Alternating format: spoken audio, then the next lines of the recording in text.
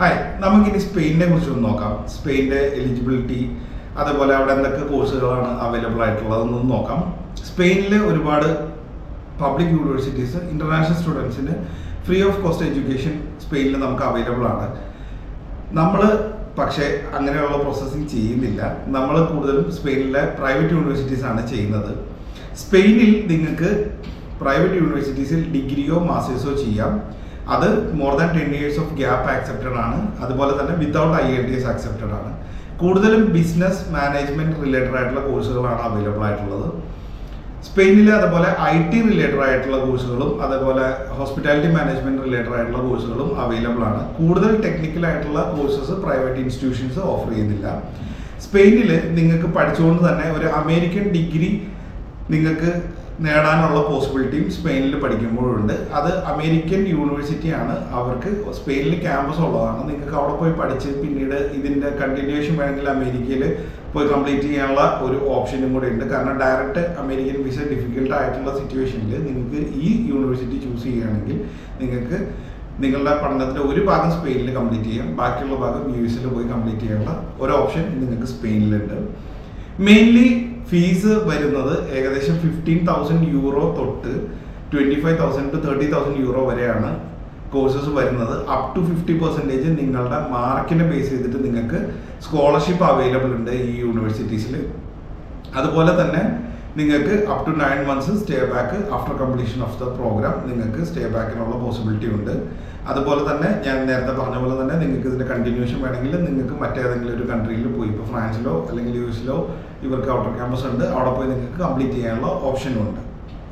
Spain mostly ഒരു Spanish speaking country ആയതുകൊണ്ട് തന്നെ നിങ്ങൾക്ക് അവിടെ കംപ്ലീറ്റ് ചെയ്ത് അവിടെ ഒരു ജോലി കണ്ടുപിടിക്കണമെങ്കിൽ നിങ്ങൾക്ക് സ്പാനിഷ് ലാംഗ്വേജ് പഠിക്കേണ്ടത് വളരെ അത്യാവശ്യമാണ്. സ്പാനിഷ് ലാംഗ്വേജ് പോർച്ചുഗലിലും ഗ്രീക്ക് ഭാഷയൊക്കെ ആയിട്ട് സിമിലാരിറ്റി ഉള്ളതാണ്. അതേപോലെ ഇറ്റാലിയനൊക്കെ ആയിട്ട് സിമിലാരിറ്റി ഉള്ളതാണ്. നിങ്ങൾ സ്പെയിനിൽ നിന്ന് ഈ ലാംഗ്വേജ് പഠിച്ചാലും മറ്റുള്ള ഏതെങ്കിലും ഒരു രാജ്യത്ത് പോയി നിങ്ങൾക്ക് ഒരു ജോലി കണ്ടുപിടിക്കാനുള്ള പോസിബിലിറ്റി ഉണ്ട്. ഇതൊരു ഷെങ്കൻ നേഷൻ ആയതുകൊണ്ട് തന്നെ നിങ്ങൾക്ക് ഓൾ ഓവർ യൂറോപ്പ് പോയി നിങ്ങൾക്ക് കോഴ്സിന് ശേഷം നിങ്ങൾക്ക് പോസിബിൾ ആയിട്ടുള്ള ഒരു വർക്ക് വിസ കണ്ടുപിടിക്കാനുള്ള അവസരം കൂടെ സ്പെയിനിൽ പഠിക്കുമ്പോൾ നിങ്ങൾക്കുണ്ട്. വിസ പ്രോസസ്സിങ് വളരെ സിമ്പിളാണ്. നിങ്ങളുടെ മെയിൻ എഡ്യൂക്കേഷൻ ഡോക്യുമെൻറ്റ്സും പാസ്പോർട്ട്, അതുപോലെ നിങ്ങളുടെ വർക്ക് എക്സ്പീരിയൻസ്, അതുപോലെ മോട്ടിവേഷൻ ലെറ്റർ, SOP, അതിന് പുറമെ നിങ്ങളുടെ റെഫറൽ ലെറ്റേഴ്സ് ഡീറ്റെയിൽസ് ഉണ്ടെങ്കിൽ നമുക്ക് ഓഫർ ലെറ്റർ എടുക്കാം. ഓഫർ ലെറ്റർ കിട്ടിയതിന് ശേഷം ബാക്കിയുള്ള അക്കോമഡേഷൻ ഡീറ്റെയിൽസും അതുപോലെ ഫ്ലൈറ്റ് ടിക്കറ്റ് കാര്യങ്ങളെല്ലാം കൊടുത്തിട്ട് നമുക്ക് വിസ ആപ്ലിക്കേഷൻ പ്രൊസീഡ് ചെയ്യാം. യൂണിവേഴ്സിറ്റിയുടെ ഇൻ്റർവ്യൂവും അതുപോലെ തന്നെ നിങ്ങൾക്ക് എംബസിയുടെ ഇൻ്റർവ്യൂവും നിങ്ങൾ സ്പെയിൻ ആപ്ലിക്കേഷൻ പ്രൊസീഡ് ചെയ്യുന്ന സമയത്ത് ഉണ്ടാവും. വേണ്ട പ്രിപ്പറേഷൻസ് എല്ലാം നമുക്ക് ചെയ്ത് നിങ്ങൾക്ക് സപ്പോർട്ട് തരാൻ പറ്റും. ഇൻ്റർവ്യൂ എല്ലാം ഇംഗ്ലീഷിൽ തന്നെ ആയിരിക്കും. അവിടെ നിങ്ങളുടെ ടീച്ചിങ് ലാംഗ്വേജ് ഇംഗ്ലീഷ് തന്നെയായിരിക്കും, സ്പാനിഷ് ആയിരിക്കില്ല. കാരണം പ്രൈവറ്റ് ഇൻസ്റ്റിറ്റ്യൂഷനിൽ ഇന്റർനാഷണൽ സ്റ്റുഡൻസ് ആണ് കൂടുതൽ വന്ന് പഠിക്കുന്നത്. അതുകൊണ്ട് തന്നെ ഒരു ലാംഗ്വേജ് പഠിക്കേണ്ട ആവശ്യം നിങ്ങൾ അവിടെ പഠിക്കുന്ന സമയത്ത് വരുന്നില്ല. പക്ഷേ പഠിത്തത്തിന് ശേഷം അല്ലെങ്കിൽ പഠിച്ചുകൊണ്ടിരിക്കുന്ന സമയത്ത് നിങ്ങൾ ആ ലാംഗ്വേജ് പഠിച്ച് നിങ്ങൾ അവിടെ ഒരു സ്പോൺസറിനെ കണ്ടുപിടിക്കുകയാണെങ്കിൽ നിങ്ങളുടെ അവിടുത്തെ വർക്ക് വിസ അതിന് ശേഷമുള്ള സ്റ്റേ ബാക്ക് കാര്യങ്ങളെല്ലാം കുറേ കൂടെ എളുപ്പമാവും.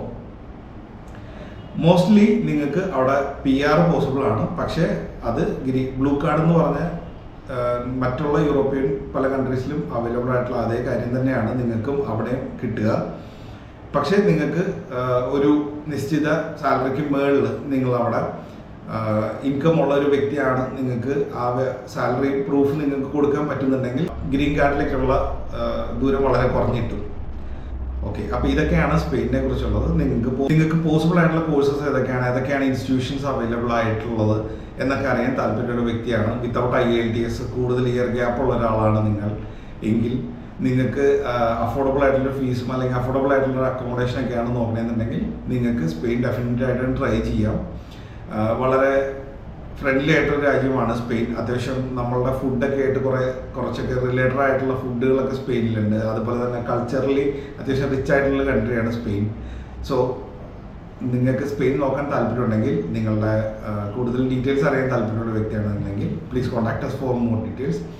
അതുപോലെ ഞങ്ങളുടെ വീഡിയോസ് കാണുന്ന ഒരു വ്യക്തിയാണ് നിങ്ങളെങ്കിൽ ലൈക്ക് ചെയ്യുക, സബ്സ്ക്രൈബ് ചെയ്യുക, അതുപോലെ കൂടുതൽ ആളുകളിലേക്ക് എത്തിക്കുക.